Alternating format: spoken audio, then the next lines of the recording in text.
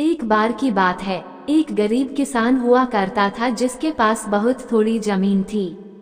महंगाई और फसल खराब होने की वजह से उस पर बहुत सारा कर्जा हो गया।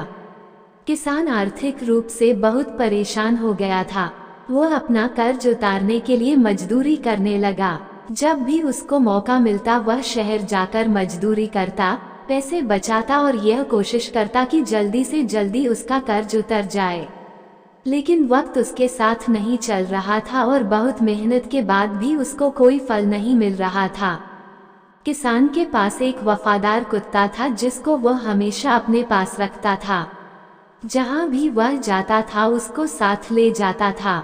एक दिन शहर से मजदूरी करके जब किसान घर पर लौट रहा था तो अचानक रास्ते में उसकी तबीयत बिगड़ गई और वह बेहोश हो गया।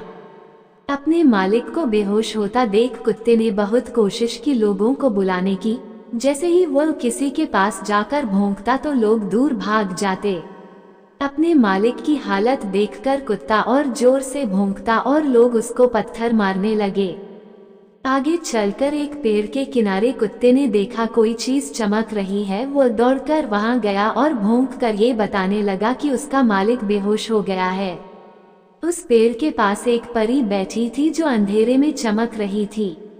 वो कुत्ते की बात समझ जाती है और तुरंत वहां से छड़ी घुमाती है और उसके मालिक को होश आ जाता है। परी कुत्ते की वफादारी से खुश होकर कुत्ते को यह वरदान देती है कि वो इंसानों जैसा बोल सके।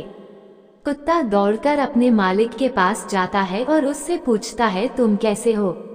कुत्ते को इंसानों की आवाज में बात करते देख मालिक चौंक जाता है और फिर से बेहोश होने लगता है। कुत्ता आराम से मालिक को अपनी पूरी बात समझाता है और कहता है, ये वरदान मुझे उस परी ने दिया है। मालिक इस बात से बहुत खुश होता है और कुत्ते को घर ले जाता है।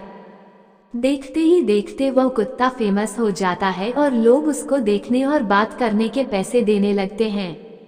किसान इसे अपने कर्मों का फल समझता है और कुत्ते की प्रदर्शनी लगाने लगता है।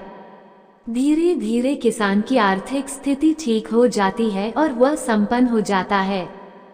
किसान ये भी ध्यान देता है कि जैसे जैसे कुत्ते की प्रसिद्धि बढ़ रही है वैसे वैसे उसकी जान को खतरा भी बढ़ रहा है।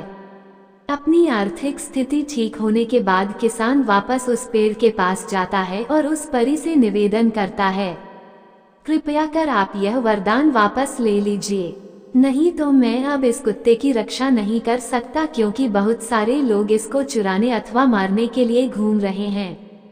किसान की ईमानदारी को देखकर परी बहुत खुश होती है और उससे कहती है, तुमको कभी भी कोई जरूरत पड़े तो तुम यहाँ आकर मुझसे कहना, मैं तुम्हारी मदद जरूर करूंगी।